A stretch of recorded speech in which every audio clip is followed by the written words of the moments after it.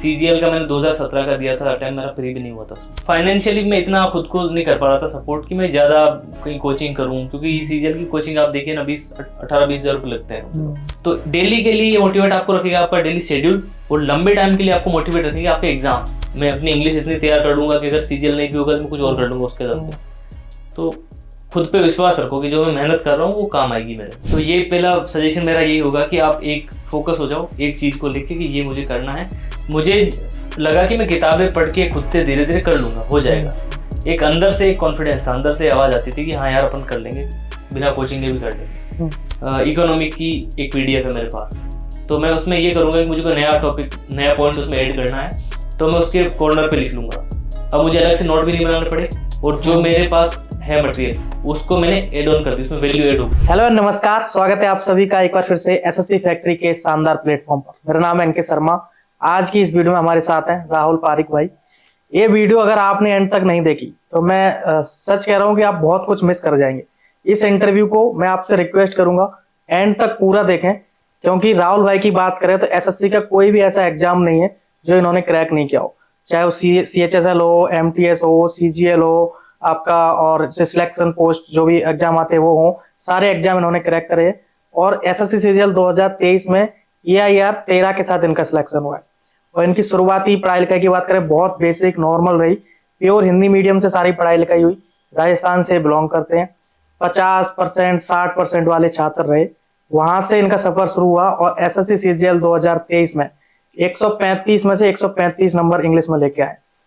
तो अब इन बातों से आपको पता चल गया होगा कि इंटरव्यू कितना खास होने वाला है, कितनी सारी चीजें आपको इस इंटरव्यू से सीखने को मिलेंगी, जो डेफिनेटली आपके 2024 वाले अटेम्प्ट में बहुत हेल्पफुल रहेंगी। चाहे वो मोटिवेशन पर्सपेक्टिव से बात करें, चाहे वो आपके स्ट्रेटजी पर्सपेक्टिव, सारी कुछ चीजें हम डिस्कस करेंगे। वीडियो थोड़ा लंबा भी हो सकता है, तो ध्यानपूर्वक इसको शांति में बिल्कुल तसल्ली से देखें। अगर चैनल पर नए हो, चैनल को सब्सक्राइब कर लें। आप सभी लोगों को कोई भी क्वेरीज होते हैं, कोई भी डाउट होते हैं, आप हमें कमेंट में पूछ सकते हैं। हमारे इंस्टाग्राम से आप जुड़ सकते हैं, लिंक हमने डिस्क्रिप्शन में दिया। तो राहुल भाई, बहुत बहुत स्वागत है आपका SSC फैक्ट्री पर। थैंक यू और बहुत बहुत धन्यवाद कि आपने अपना कीमती समय निकाला। धन्यवाद मुझे बुलाने के लिए। बिल्कुल। तो मैंने इतना कुछ तो बता ही दिया आपके बारे में, मैं चाहूंगा कि आप अपनी मुंह जबानी एक छोटा सा इंट्रो ऑडियंस को दीजिए। बिल्कुल, थैंक यू। वैसे आपने लगभग कवर कर लिया है, जो भी बात मेरे बारे में हो सकती थी आपने लगभग बताया है। तो यही है, मैंने शुरुआत से पूरी हिंदी मीडियम में पढ़ाई की, और पढ़ने में बिल्कुल भी अच्छा नहीं था। मतलब बहुत बार ऐसा है कि सप्लीमेंट्री भी आई है मेरे, इस स्तर तक भी गया हूँ मैं। और बाद में सफ़र भी लंबा रहा मेरा, मतलब ऐसा नहीं कि चलो ठीक है पढ़ाई कर ली, उसके बाद लगातार फेलियर भी बहुत देखे मैंने। तो लगभग 18, 19, 20, 21 लगातार CGL में फेल भी होता गया बीच में। दूसरे बैंक के एग्जाम में भी फेल हुआ, स्टेट के एग्जाम भी दिए, वहाँ भी नहीं हुआ। मतलब ये देख लीजिए कि मैंने अपनी तरफ से कोई कसर नहीं छोड़ी थी कि कहीं हो जाए। तो एक फेज ऐसा भी आया था जब ऐसे लग रहा था कि कहीं हो ही नहीं रहा, कुछ नहीं हो पा रहा।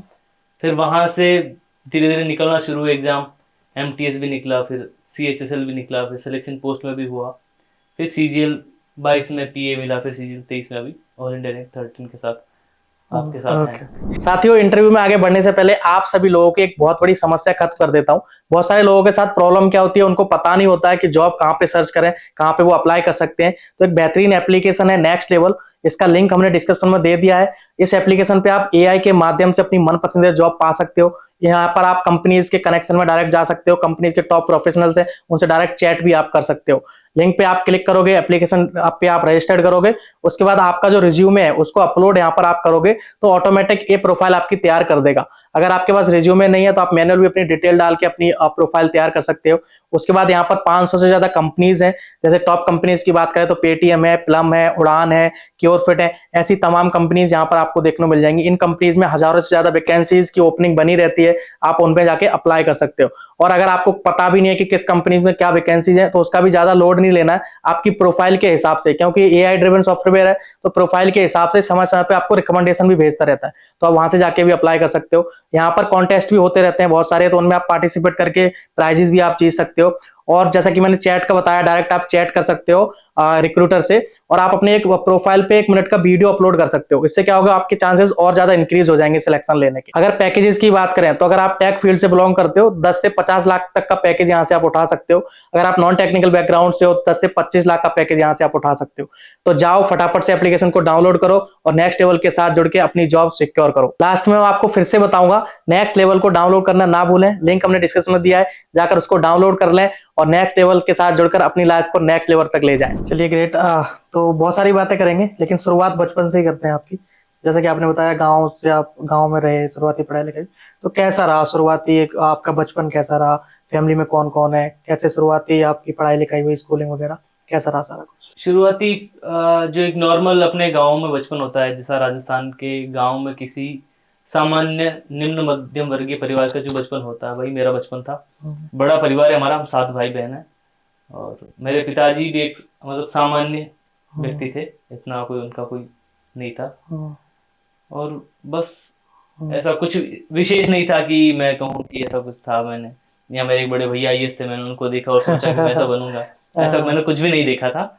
यही था कि जो हमारे सामान्य परिवारों में सोचते हैं कि एक छोटी सी सरकारी नौकरी लग जाए, यही मतलब एक बहुत बड़ी इच्छा होती है, बहुत बड़ी ख्वाहिश होती है कि एक कहीं जैसे तैसे अगर कोई छोटा मोटा कोई बन जाता है आसपास, मान लो कोई कांस्टेबल लग गया, पटवारी लग गया, तो वो एक आइडल होता है कि हाँ ये भैया बन गए हैं, सरकारी नौकरी लगी है इनकी, ऐसा अपने को भी लगनी है। तो इस प्रकार की ख्वाहिश लेके हम भी निकले थे गांव से। फिर मेरा गांव के अजमेर के पास में पड़ता है, तो अजमेर से फिर मैंने ग्रेजुएशन किया, पीसीएम से, फिजिक्स केमिस्ट्री मैथमेटिक्स से मैंने ग्रेजुएशन किया डीएवी कॉलेज अजमेर से। फिर कैसा रहा कॉलेज? कॉलेज बढ़िया था हमारा, काफी पुराना कॉलेज, और लेकिन इतना कोई बहुत फेमस और बहुत बड़ा कॉलेज नहीं है, लोग सही जानते भी नहीं होंगे उनके बारे में। लेकिन ग्रेजुएशन तक मुझे बिल्कुल भी आइडिया नहीं था कि आगे क्या करना चाहिए, जीवन में किस दिशा में जाना चाहिए। ग्रेजुएशन करके लेकिन इतना आइडिया लग गया कि शायद मैं ये पीसीएम, फिजिक्स केमिस्ट्री मैथमेटिक्स इनके लिए नहीं बनाऊं। और दूसरा हिंदी मीडियम से था, तो इन विषयों को पढ़ने के लिए हिंदी अच्छा माध्यम नहीं है, आपको अंग्रेजी में पढ़ना चाहिए। तो मैंने फिर सोचा कि क्यों ना मैं हिंदी में ही मास्टर्स कर लूँ, हिंदी में मेरी रुचि थी, तो मैंने हिंदी में एमए किया फिर। लेकिन उसके बाद उसके साथ ही मुझे आइडिया हो गया था कि कहीं ना कहीं मुझे पहले कुछ जॉब लग जाना चाहिए, क्योंकि परिवार की तरफ से भी था कि आप कोई जॉब लग जाओ, सरकारी नौकरी लग जाएगी तो ज़्यादा चीज़ें आसान हो जाएगी। इसलिए मैंने उसके साथ ही सबसे पहले जो मेरे दिमाग में आया कि मैं राजस्थान की तैयारी करता हूँ। तो राजस्थान में स्टेट के एग्जाम होते हैं, जैसे लेब असिस्टेंट का एग्जाम निकला था उस समय पर, क्योंकि मैंने पीसीएम से कर रखा था ग्रेजुएशन, तो मैं एलिजिबल था उसके लिए। उसमें मैंने एग्जाम दिया, उसमें मेरा नहीं हुआ। राजस्थान में एलडीसी का एग्जाम होता है, वो भी मैंने दिया, तो उसमें भी मैं कुछ नंबरों से रह गया था। फिर मैं सीजीएल की तैयारी मैंने शुरू कर रखी थी इस दौरान। सीजीएल का मैंने 2017 का दिया था, अटैम्प्ट मेरा फ्री भी नहीं हुआ था उसमें। उसके बाद मैंने सीजीएल 18 का भी दिया, उसमें मैं फाइनल में बाहर हो गया। सीएचएसएल 18 दिया, उसमें भी फाइनल में बाहर हो गया। सीजीएल 19 दिया, उसमें भी फाइनल में बाहर हो गया। उस साल वो नॉर्मलाइजेशन हुआ था बहुत ही भयानक वाला। उसके बाद सीजीएल 20 मैंने दिया था, वहाँ मुझे टीयर 3 में 33 मार्क्स मिले थे, तो मैं एक तरह से बाहर ही हो गया था। लेकिन उसके साथ ही मेरा एमटीएस 2019 निकल गया था इस सीजीएल 19 के बाद में, तो मैंने एमटीएस ज्वाइन कर लिया था। और एमटीएस ज्वाइन करना मेरी ज़िंदगी का एक टर्निंग पॉइंट कह सकते हैं। यहाँ से मुझे कुछ उम्मीद मिल गई थी कि हाँ जीवन में अच्छी चीज़ें भी होती है, एक नौकरी लग गई। हाँ, एक नौकरी लग गई, और ये एक तरह से मेरे जीवन की पहली सफलता थी। इससे पहले लगातार एकेडमिक्स में बहुत घटिया परफॉर्म कर रहा हूँ, कॉलेज में बैक लग रही है, एग्जाम जहाँ भी देता हूँ असफल हो रहा हूँ। तो ये एक अच्छी शुरुआत थी मुझे कि हाँ कुछ कर सकते हैं, कुछ हो सकता है, ऐसी बात नहीं। फिर इसके बाद सीएचएसएल निकला, सीएचएसएल 19 के थ्रू मुझे पोस्टल असिस्टेंट मिला, वो ज्वाइन किया। हाँ, फिर मैंने एमटीएस छोड़ के वहाँ ज्वाइन किया था। मैं केरला 6-7 महीने नौकरी करता रहा। उसी के साथ साथ फिर मेरा सिलेक्शन पोस्ट फेज 10 के अंदर जियोलॉजिकल सर्वे ऑफ इंडिया में जूनियर टेक्निकल असिस्टेंट में हो गया, और फिर मैंने फॉरेस्ट सर्वे ऑफ इंडिया में भी जियोलॉजिकल मतलब जूनियर टेक्निकल असिस्टेंट में हो गया था।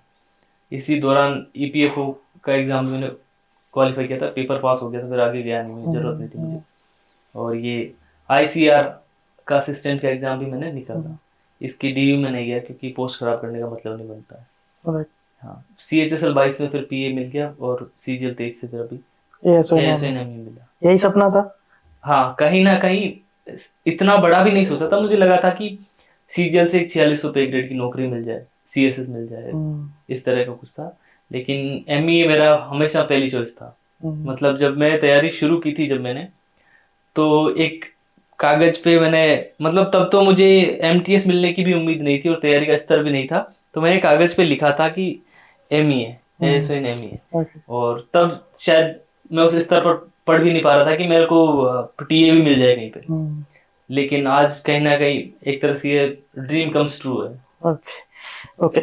एक एक मेहनत, एक एक लेवल तक मेहनत हो जाए और एक आपका सिलेबस कंप्लीट हो जाए, फिर एग्जाम निकलने लगते हैं और फिर मतलब ऐसा डर भी खत्म हो जाता है कि एक एग्जाम निकल गया, कॉन्फिडेंस भी बढ़ जाता है। बिल्कुल। लेकिन मैं इससे पहले की जर्नी जानूंगा कि आप जब आपकी सप्लीमेंट्री आ रही है, ठीक है, 10th 12th में आपके इतने अच्छे नंबर नहीं आ रहे, कॉलेज में आपकी सप्लीमेंट्री बैक लग रही है, और उसके साथ साथ और ऐसे बच्चे भी आपके आसपास होंगे, आपके कजन होंगे, गाँव में होंगे, जो बहुत अच्छा कर रहे होंगे, ठीक है, तो वहां एक बच्चे को ना होता है, ऐसा मैंने फील किया था, वहां एक बच्चे को, वो बच्चा सपना देखना भी उसके लिए बहुत बड़ी गुनाह होता है, क्योंकि लोग जो आसपास होते हैं ना, वो खुद ही बोल देते हैं। जैसा अगर तुमने बोला कि मुझे आईएएस बनना है, तो बोलेंगे यहाँ 10th तेरे से हुआ नहीं ढंग से, ठीक है, आईएएस बनेगा, बिल्कुल बिल्कुल, है ना। मुझे बोलते थे ऐसा, मुझे खुद भी याद है, क्योंकि मेरे भी परिवार के जो बाकी भाई बहन साथ में हैं, रिश्तेदारों में अच्छा करते हैं, बहुत बढ़िया है, हर क्षेत्र में उन्होंने अच्छा किया है।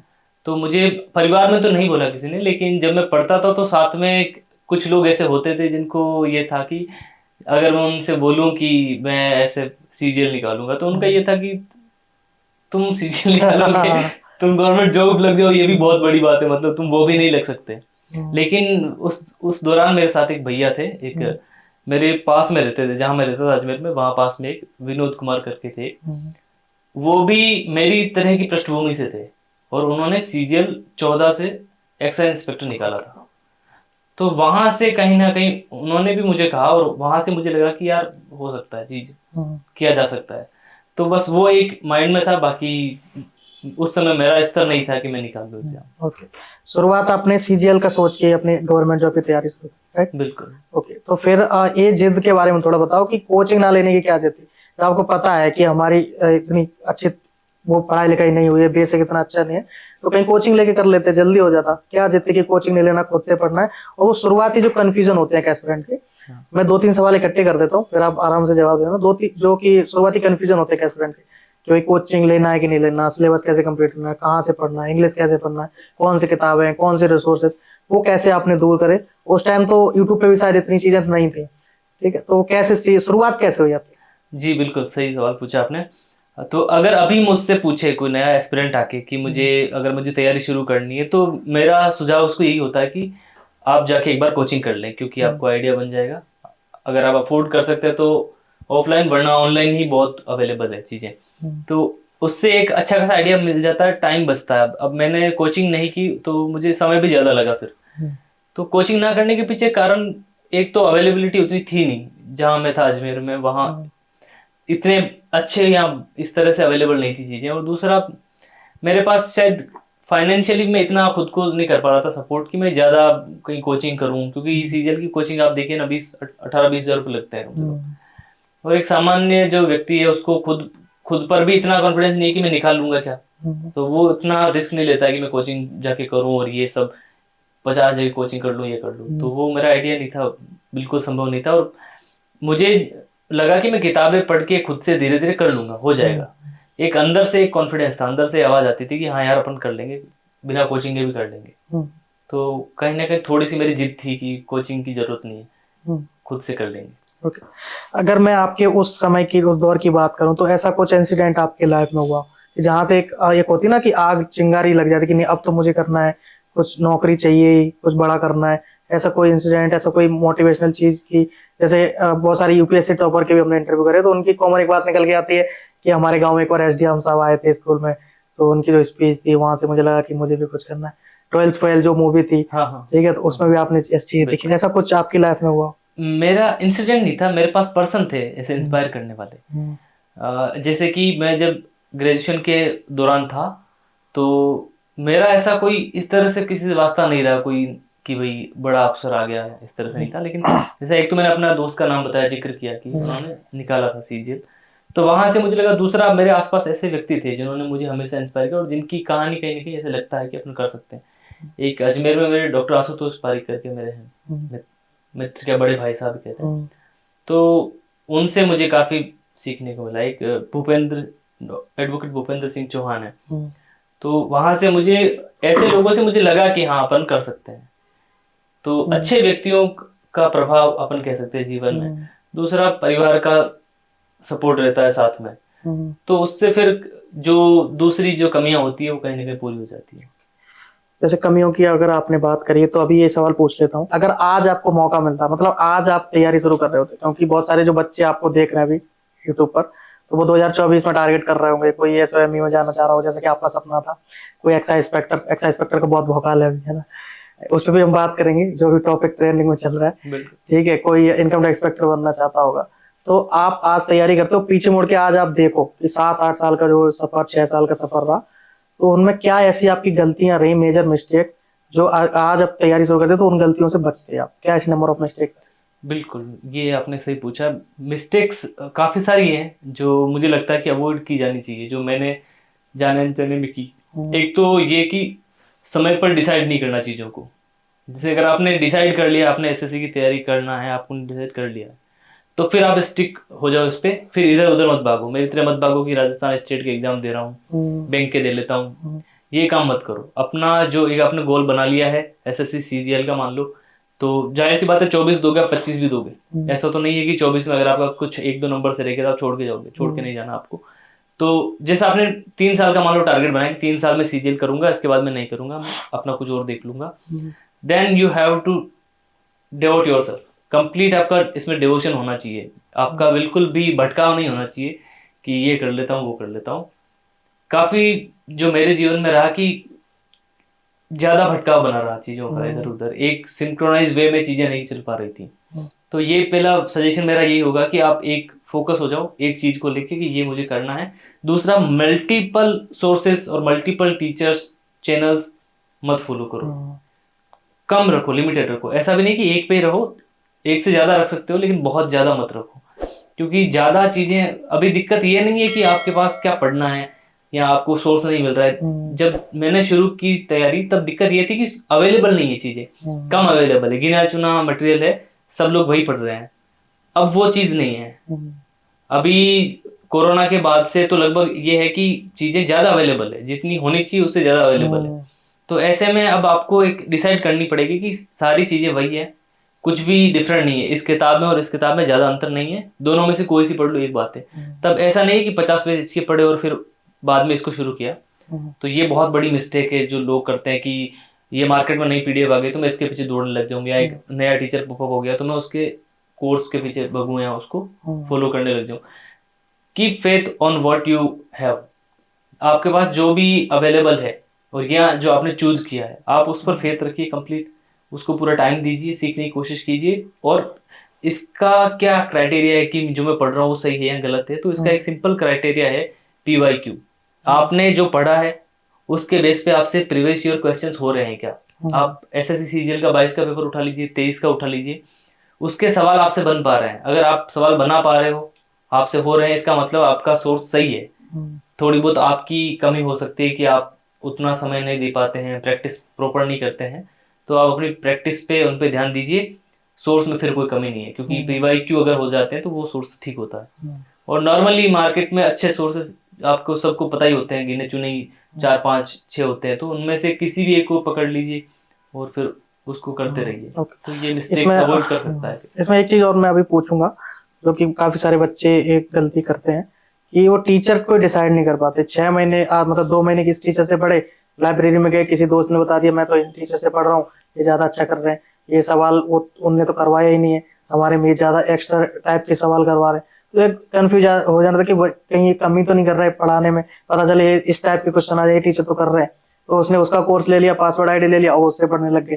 ठीक है, तो आप क्या ऐसा, मतलब जैसे टीचर को डिसाइड करने में ऐसे क्या कोई क्राइटेरिया है, क्या ऐसी चीजें कि भाई 2-3 दिन पढ़े और पता चल जाए कि ये टीचर बेस्ट है, अब मुझे इनसे ही पढ़ना है, अब मुझे दर दर नहीं भटकना। क्योंकि यूट्यूब पर देखोगे तो मैथ के आपको कई सारे टीचर मिल जाएंगे, इंग्लिश के कई सारे टीचर मिल जाएंगे, कैसे पता चले कि ये बेस्ट है? रिजल्ट से तो डिसाइड होता नहीं, क्योंकि रिजल्ट जैसे आता है तो वही टॉपर उनके भी होते हैं, वो टॉपर उनके भी होते हैं, तो कैसे पता? बिल्कुल, टॉपर एक टॉपर 10 जगह जाता है, इसमें कोई बड़ी वो नहीं है, उसको जहाँ बुलाते हैं लोग जल जाते हैं। तो टीचर्स का तो ऐसा सिंपल है कि आप कोई एक टॉपिक देखिए जो आपको नहीं आता है और एक टीचर से पढ़िए। अगर आपको समझ आ रहा है, बेसिक क्राइटेरिया ये है कि अगर आपको समझ आ रहा है, चीजें आप कॉम्प्रिहेंड कर पा रहे हैं और सवाल आप बना पा रहे हैं तो वो टीचर ठीक है आपके लिए।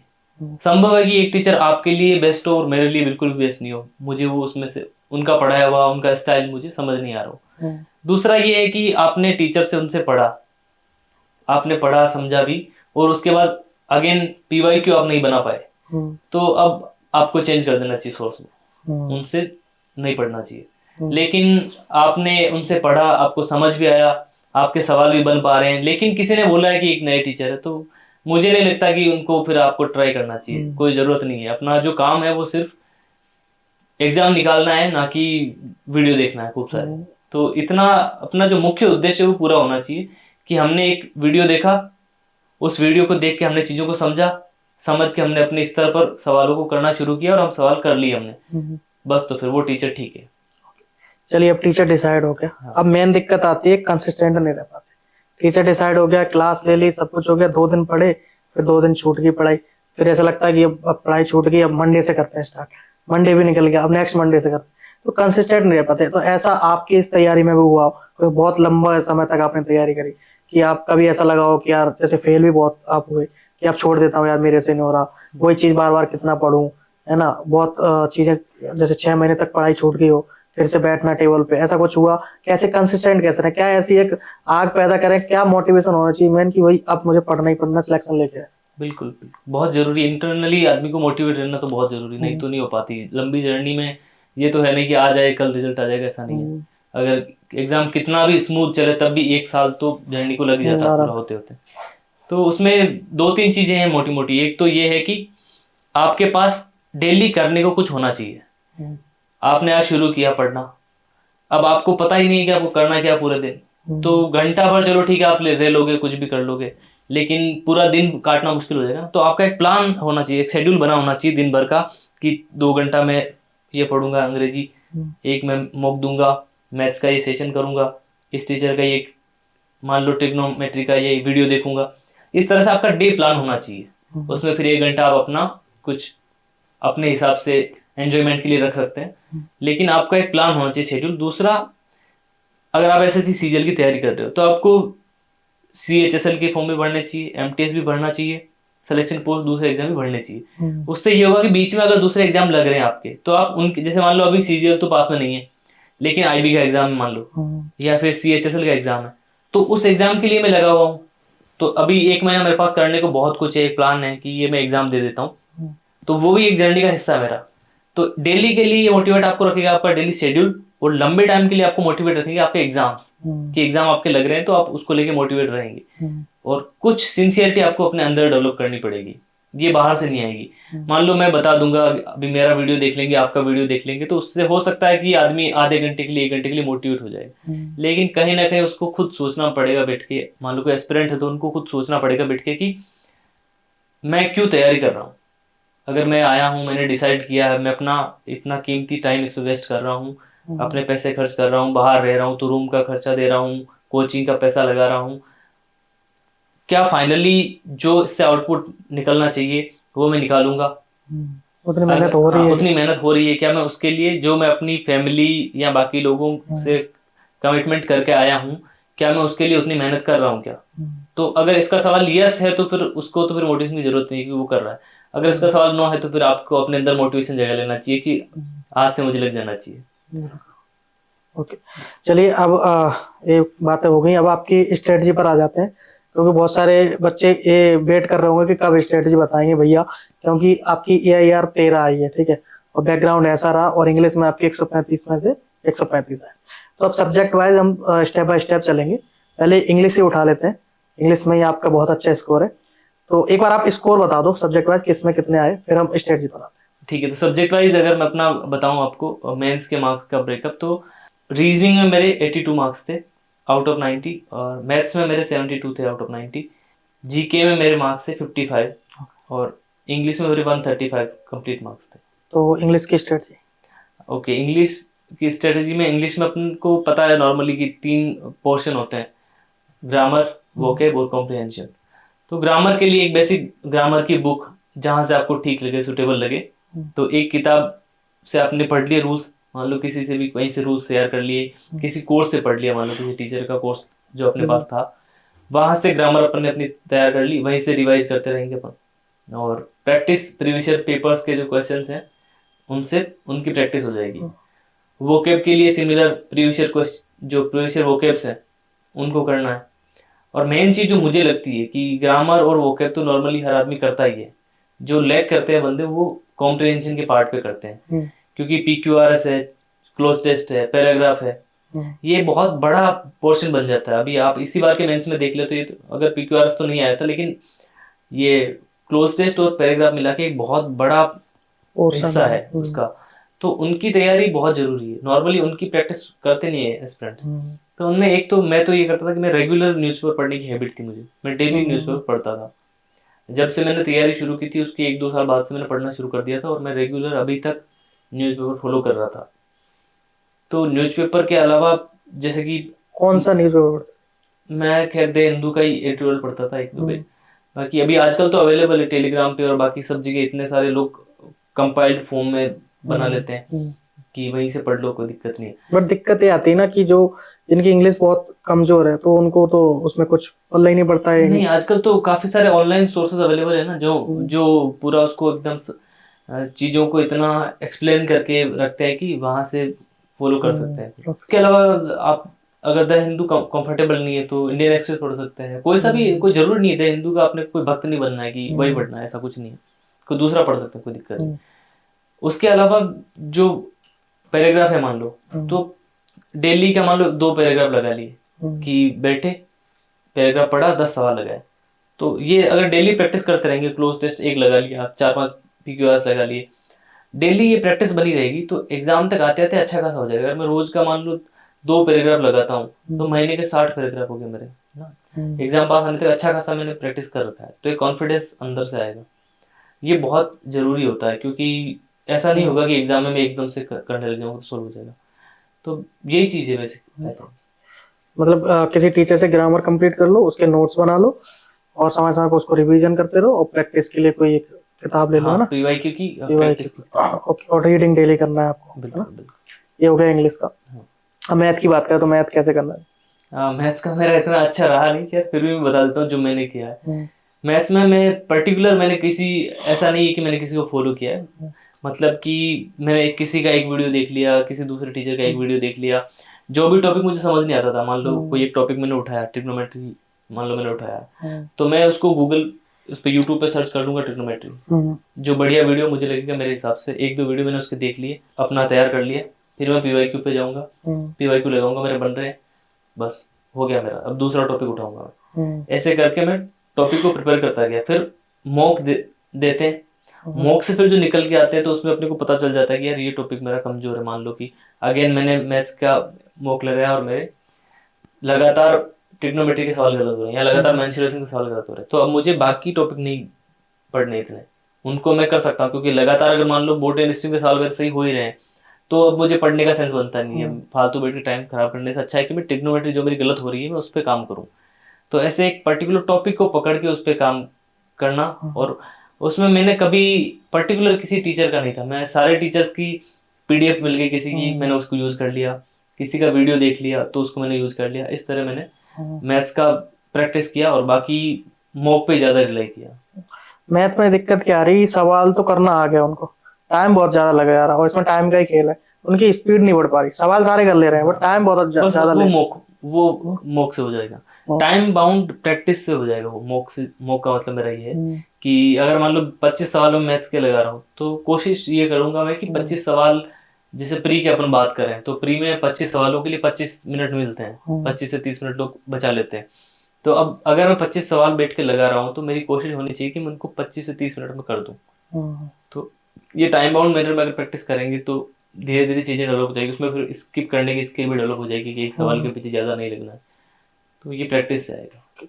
कैलकुलेशन स्पीड बढ़ाने का, जैसे डेली कोई ऐसी चीज हो डेली प्रैक्टिस करो उसकी, तो कैलकुलेशन स्पीड बढ़ जाएगी। कैलकुलेशन में 2 चीजें, एक तो जो याद करने वाली चीजें वो याद कर लो, मान लो अगर टेबल्स है 20 तक आपको टेबल याद होनी चाहिए कि 18, 19, 20 के अगर मल्टीपल में आएंगे तो मेरे वो हेल्प कर देंगी चीजें। दूसरा ये कि कुछ कैलकुलेशन की प्रैक्टिस कर लो, एक खाली सीट ले लो, उस पर 4, 5, 10 मल्टीप्लीकेशन लिख लो, उनको कर लो, तो बैठ के ये चीजें डेवलप हो जाएगी। इनमें अगेन प्रैक्टिस से डेवलप हो जाएगी। इसके लिए कोई अलग से कुछ करने की जरूरत नहीं है कि बैठ के कोई कैलकुलेशन का कोर्स परचेज करना है, वो काम नहीं करना है। कैलकुलेशन बैठ के रेगुलर 1 महीने की प्रैक्टिस से अच्छी डेवलप हो जाएगी। मैथ हो गया, इंग्लिश हो गया, जीके जीएस कैसे? ठीक है, जीके जीएस में अभी इस बार ये था कि काफ़ी अच्छे मतलब आए और मेरे ठीक मार्क्स है 55 मार्क्स। तो मैंने पहले तो बेसिक किताब जो लूसेंट है उसी को किया था, मतलब उसमें जो मुझे जो टॉपिक मुझे ठीक लग रहे थे, जैसे मैंने ये पॉलिटी वहीं से तैयार कर ली। फिर मैंने क्या डबल ए को पेपर दिया था, तो वहाँ मेरी इकोनॉमिक्स अच्छी हो गई थी, इकोनॉमिक्स मैंने पूरी वहाँ से कर ली थी। तो मल्टीपल मैंने जैसे कि कुछ ऑनलाइन सोर्सेज का अपनी हेल्प ले ली, उनसे मैंने अपनी कुछ चीज़ें बना ली। फिर पीवाईक्यू जो पेपर्स हैं मैंने उनसे पैटर्न समझा, जैसे कि अभी मान लो आर्ट एंड कल्चर के अंदर मान लो डांस के फॉर्म्स पूछ रहे हैं, बार बार डांस ही पूछे जा रहे हैं, तो अब ये मेरा फिर बनता है कि मैं सारे डांस तैयार कर लूँ एक बार बैठ के। सारे डांस जो फॉर्म पूछ रहे हैं, कौन ये फिर तबला बजाता है, कौन हारमोनियम बजाता है, इस टाइप के सवाल अगर ज़्यादा आ रहे हैं तो फिर मेरा यही था कि उनको बैठ के एक जगह बना लूँ सारे, कि भाई इस बार अगर हारमोनियम को पूछा तो हो सकता है अगली बार बांसुरी का पूछेगा। बुक्स अगर पूछ रहा है तो मैं सारी बुक्स तैयार कर लूँ। तो इस तरह मैंने पीवाईक्यू से वो एक इंसाइट लेके उस हिसाब से खुद प्रिपेयर कर ली चीज़ें। कोई जैसे क्वेश्चन है उससे रिलेटेड क्या क्या पूछ सकता है। बिल्कुल। तो इस तरह से, और आजकल तो यूट्यूब पे भी ऐसे इस तरह से मिल जाते हैं चीज़ें, तो वहाँ से कर ली। और बाकी मैंने करंट अफेयर्स का ये किया कि लास्ट जो नवंबर दिसंबर से लेकर के अभी जब तक मेंस हुआ तब तक के मैंने मंथली वीडियो देख लिए थे, कि हर मंथ का एक वीडियो उठाया, उसको देख लिया और उसको तैयार कर लिया। तो ये मैंने जब एग्जाम मतलब हर साथ साथ नहीं कर रहा था मैं, जैसे एग्जाम पास में आने वाला, अभी एग्जाम की 1-1.5 महीना बचा है, उस टाइम में बैठ के सारे वीडियो देख के मैंने हर मंथ का एक वीडियो देखा, उसको तैयार कर लिया, हर मंथ का एक वीडियो देखा है। इस तरह से मैं पूरे पिछले 6-7 महीने की मैंने करंट तैयार कर। और जैसे सीजीएल का भी बहुत ज्यादा टाइम है, तो ऐसे करंट अफेयर में अभी से टाइम नहीं देना। नहीं इतना, और डेली करंट अफेयर तो बिल्कुल नहीं देखना है, वो सब टाइम वेस्ट करना है, क्योंकि यूपीएससी की तैयारी नहीं करनी है यहाँ पर, और इतना समय होता भी नहीं है कि डेली बैठ के करंट अफेयर देखें। तो इससे बेटर ये है कि मंथली कंपाइलेशन का वीडियो देख ले, तो वो ज़्यादा ठीक रहता है। ओके, अब रीजनिंग बच गया, रीजनिंग कैसे करें? रीजनिंग मेरा बेसिक वैसे तैयारी था, रीजनिंग में इतना मुझे ज़्यादा पर्सनली नहीं लगा था, लेकिन रीजनिंग में जैसे कोई टॉपिक है, मान लो मैंने रीजनिंग का एक सेक्शनल मॉक लगाया, अब मान लो कोडिंग डिकोडिंग मेरी नहीं हो पा रही है, तो मैं कोडिंग डिकोडिंग का पर्टिकुलर यूट्यूब पे सर्च करूंगा, और जिस टीचर का वीडियो आएगा उसको मैं देख लूंगा, बढ़िया जो मुझे ठीक लगेगा मेरी नज़र में मैं उनको देख लूंगा। इस तरह कोई भी टॉपिक होगा, मान लो अभी जैसे नए टॉपिक जोड़े हैं रीजनिंग के अंदर, ये आजकल कथन निष्कर्ष के हो गए है ना, इस तरह के स्टेटमेंट अजम्पशन हो गए, तो ये सब नए टॉपिक है, अभी इनको तो तैयार करना ही पड़ेगा। मान लो पहले तो इतना नहीं आती थी, आजकल रीजनिंग बहुत अच्छी आ रही है, तो अगर कोई कोर्स में अगर आपने परचेज कर रखा है, उसमें किसी टीचर ने करा रखा तो वहां से कर लो, नहीं है तो फिर सिंपल तरीका है कि यूट्यूब पे डालो, कीवर्ड सर्च करो, उनसे निकल के जो वीडियो आएगा आपके पास में, अपने लिए सुटेबल वीडियो को जो बेस्ट है व्यूज के बेसिस पे देख लो, या फिर कोई टीचर पर्टिकुलर पसंद हो तो उसका देख लो, उससे तैयार कर लो, और फिर अगेन पीवाईक्यू करके देखो कि बन पा रहा कि नहीं बन पा रहा। पता चला टीचर्स का वीडियो अपने देखा हमने और अब सवाल ही नहीं बना, तो वो काम नहीं होना चाहिए। तो अभी कंप्यूटर कैसे करना है, और लास्ट में टाइपिंग का भी बताओ, टाइपिंग कब से शुरू करनी है और कैसे करना? बिल्कुल, कंप्यूटर अगेन बहुत ही क्रूशियल हो गया, 22 में तो लोग फेल ही हो गए थे कंप्यूटर की वजह से, तो कंप्यूटर को इग्नोर नहीं करना, लेकिन इतना भी नहीं पढ़ना है, क्योंकि कंप्यूटर सिर्फ क्वालिफाइंग है, तो पता चला शुरू से बैठ के कंप्यूटर पीएचडी कर रहे हैं, तो वो काम करने की जरूरत नहीं है। कंप्यूटर को देना है इम्पोर्टेंस, लेकिन मिनिमम। पहले तो ये कर सकते हैं कि 22-23 में जितने भी कंप्यूटर के 3 शिफ्ट उस टाइम की, अभी की शिफ्ट और CHSL की हुई है, उनके सवाल देख लें एक बार कि ये सवाल SSC पूछ रहा है, उनसे टॉपिक निकल के आगे कि मान लो नेटवर्किंग पे सवाल आ रहा है, कंप्यूटर का जनरेशन पे सवाल आ रहा है कि first second third fourth generation में क्या क्या चीज़ें ऐड हुई, तो उन टॉपिक को तैयार कर लो।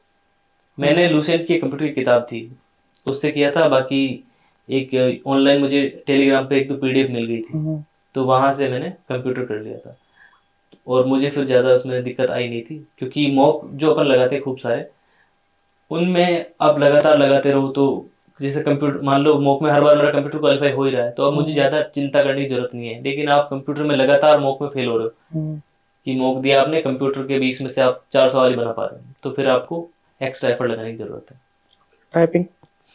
टाइपिंग क्योंकि मैं लंबी तैयारी की है मैंने, तो मेरे शुरू से थी टाइपिंग, मैंने करी थी टाइपिंग, प्रैक्टिस करके तैयार कर ली थी अपनी, तो टाइपिंग को इग्नोर नहीं करना चाहिए, लेकिन अगर आपका प्री क्वालिफाई हो गया, मेरा ये कहना है कि अगर प्री तक तो ठीक है, चलो कोई बात नहीं, ठीक है आपने की नहीं की कोई फर्क नहीं पड़ेगा। अगर आपका प्री क्वालिफाई हो गया है और अगर आपने आपने टाइपिंग कभी की ही नहीं है, तो it's better to start typing. आप डेली 1 घंटा दे दें, सुबह शाम कर लें, लेकिन टाइपिंग कर लें, क्योंकि ये हो सकता है, बहुत प्रोबेबिलिटी इसकी चांस है कि आप पेपर निकाल जाएं और टाइपिंग फेल हो जाए। तो ऐसा काम नहीं होना चाहिए, वरना उसका रिग्रेट रहता है बहुत।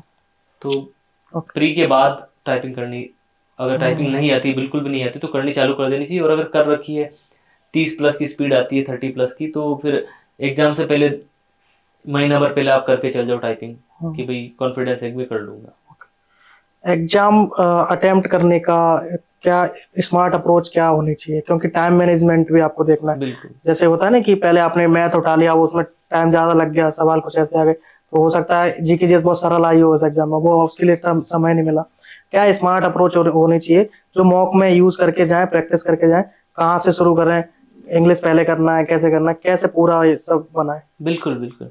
अब मेंस में तो अपन चेंज नहीं कर सकते क्योंकि वो ऑलरेडी आता है, लेकिन प्री के लिए ये है कि मेरा जो था, मैं सबसे पहले जीके उठाता था, क्योंकि जीके वो है कि जो 4-5 मिनट में ख़त्म हो जाता है। तो जीके उठाई अपनी, सारे सवाल लगा लिए।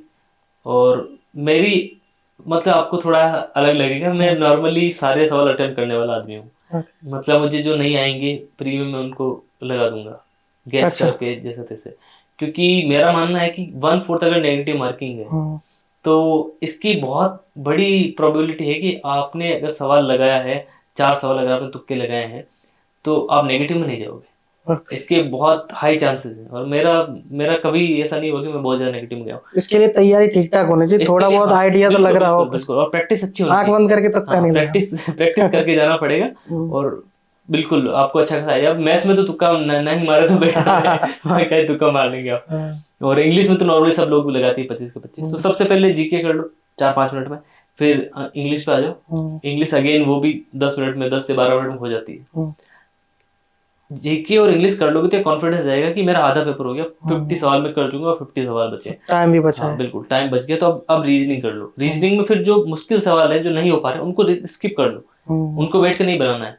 जो स्मूथली 1 गो में हो रहे हैं, रीजनिंग के वो सवाल लगा लिए, सिमिलरली मैथ्स के वो सवाल लगा लिए जो 1 गो में हो रहे हैं।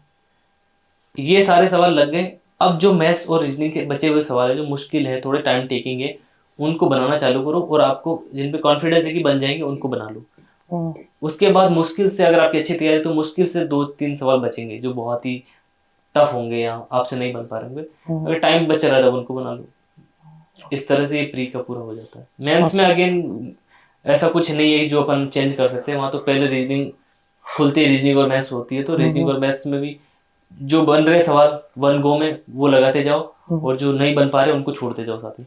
क्योंकि स्किप करने की आर्ट डेवलप करनी पड़ेगी, और ये मॉक से आएगी। मॉक ज़्यादा लगाने होते हैं, तो ज़्यादा मॉक अगर प्रैक्टिस करेंगे तो उससे ये आर्ट डेवलप हो जाएगी कि स्किप क्या करना है और क्या क्या करना है। अगेन फिर इंग्लिश और रीजनिंग में तो कोई ज़्यादा टाइम की दिक्कत आती नहीं है, क्योंकि सफिशिएंट टाइम होता है उसके लिए। एक चीज और कमेंट आ रहे हैं बहुत सारे कि रिवीजन नहीं हो पाता है। जैसे तैयारी शुरू कर रहे हैं, अब चारों सब्जेक्ट डेली डेली टच कर रहे हैं, वो ना 1 घंटे पढ़ा, 2 घंटे, अब इतना ज्यादा कुछ पढ़ रहे हैं, नोट्स भी बना रहे हैं सारे सब्जेक्ट, वो रिवाइज करने का समय नहीं मिल पा रहा। कैसा सामंजस्य बैठाएं कि सारे सब्जेक्ट साथ साथ चलते रहे और रिवीजन भी होता रहे? इसमें 2-3 चीजें देखनी पड़ेगी कि आप रिवीजन किस तरह से कर रहे हैं, क्या रिवाइज कर रहे हैं आप। अगर आप ऐसा टॉपिक है जो आपने पढ़ा ही नहीं है, तो अब उसमें तो सबसे पहले आपको उसको अच्छे से पढ़ना ही पड़ेगा, उसमें तो टाइम जाएगा ही। लेकिन मान लो कोई टॉपिक ऐसा है, मान लो मैथ्स का कोई चैप्टर ऐसा है जो मैंने अच्छे से कर रखा है एक बार, तो अगर मेरा सवाल बन पा रहा है, मेरे से हो पा रहा है, तो मुझे ज़्यादा उसमें रिवीजन में नहीं जाना चाहिए, क्योंकि ऑलरेडी तैयार है चीज़ें। अब उससे अच्छा यही होगा कि जहाँ मुझे कुछ नहीं आता है, मैं उस पूरा रिवाइज नहीं करना है चीज़ों को। मेरा ये मानना है कि स्मार्ट अप्रोच यही होगी ना, कि आपको अगर मान लो कोई टॉपिक है, LCM HCF है, आता है, उसमें क्या रिवाइज करना है, उसके सवाल लगा लो 10 20 30, अगर बन गए आपसे तो बट ठीक है, वो रिवाइज ही है। और रिवीजन मॉक से भी कर सकते हैं, कि एक मॉक लगा लिया, उसमें देख लिया कि ये टॉपिक कमजोर है, तो पर्टिकुलरली उन्हीं को पकड़ के हमने कर लिया। तो कुछ चीजें ऐसी देखनी पड़ेगी जो मेरे कोर टॉपिक है, जो मेरे बहुत मजबूत है, उन पे अगर मैं थोड़ा कम करके और बाकी चीजों को अगर मैं ज्यादा टाइम दे दूं तो ऐसा कर सकते हैं। नोट्स बनाने का बहुत आलस आता है बच्चों को कि सारी चीज पढ़ रहे हैं फिर उन्हें लिखना भी है नोट्स बनाने। ऐसा आपको कुछ लगता है कि इतने 5 सब्जेक्ट हैं? मैं इतने बड़े नोट्स नहीं बनाता था। हाँ, तो वही मैं पूछ रहा हूँ कि ऐसा कुछ लगता है आपको कि 5 सब्जेक्ट है, कोई ऐसा सब्जेक्ट जिसके नोट बनाने की जरूरत ना हो? हाँ, जैसे रीजनिंग है, स्किप कर सकते हैं। रीजनिंग में अगर आपके कुछ 1 2 3 शॉर्ट चीजें नोट होती है, हाँ, बनाना। 3 4 पॉइंट, 3 4 टॉपिक्स ऐसे हैं जिनके किसी एक डायरी के अंदर, मान लो मैथ्स की जो कॉपी है उसी के उसके अंदर ही उसको ऐड कर लो साथ में, कि ये अगर मान लो कथन निष्कर्ष के टॉपिक हैं, ये किसी 1 2 दूसरे मान लो कोडिंग डिकोडिंग वाले हैं, नंबर सीरीज है, तो इनके इनके कर लो। बाकी अब मान लो ब्लड रिलेशन की क्या नोट बनाओगे, तो टॉपिक ऐसा है कि समझने की चीज है। इस तरह मान लो जीके जीके का है, तो कोशिश ये करो कि मान लो कोई पीडीएफ है, मान लो मेरे पास, मैंने एक पीडीएफ निकाली हिस्ट्री की, और अब मुझे उसमें कुछ चीजें ऐड करनी, तो मैं ये करता था कि उसी उसी के अंदर ऐड कर लो। जो उसके हाशिए पे जगह होती है थोड़ी बहुत कागज पे, उनके उनके आसपास लिख लो। अलग से मैं उसको कॉपी नहीं बनाऊंगा उसकी। मान लो मेरी इकोनॉमी की एक पीडीएफ है मेरे पास, तो मैं उसमें ये करूंगा कि मुझे कोई नया टॉपिक, नया पॉइंट उसमें ऐड करना है, तो मैं उसके कॉर्नर पे लिख लूंगा। अब मुझे अलग से नोट भी नहीं बनाने पड़े, और जो मेरे पास है मटेरियल उसको मैंने ऐड ऑन कर दी, उसमें वैल्यू ऐड हो गई।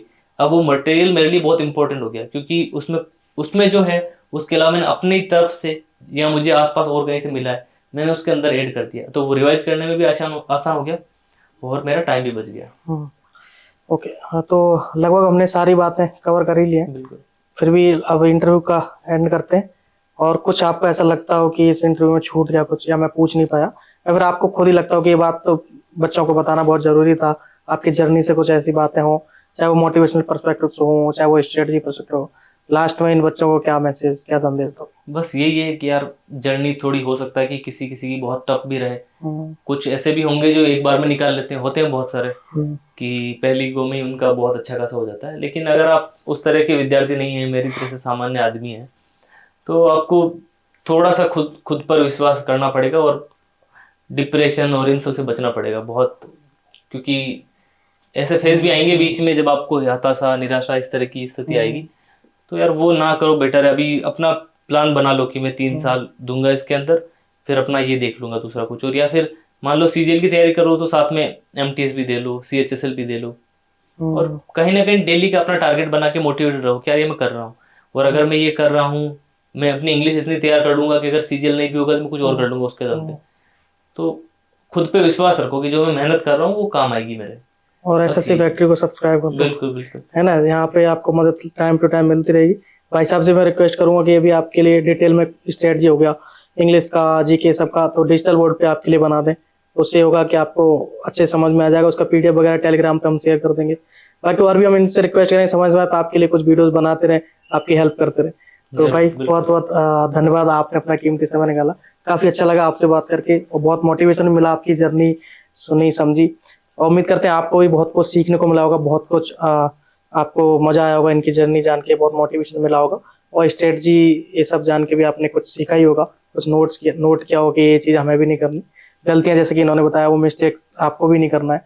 तो अगर तैयारी शुरू नहीं करी है तो अभी भी समय है सीजीएल का, है ना, अभी भी क्रैक हो सकता है। तो अच्छे से पढ़ाई करो, समय निकालो, बढ़िया टाइम टेबल बनाओ, और हम लोग तो यही मदद करते रहेंगे। चैनल को सब्सक्राइब कर लो।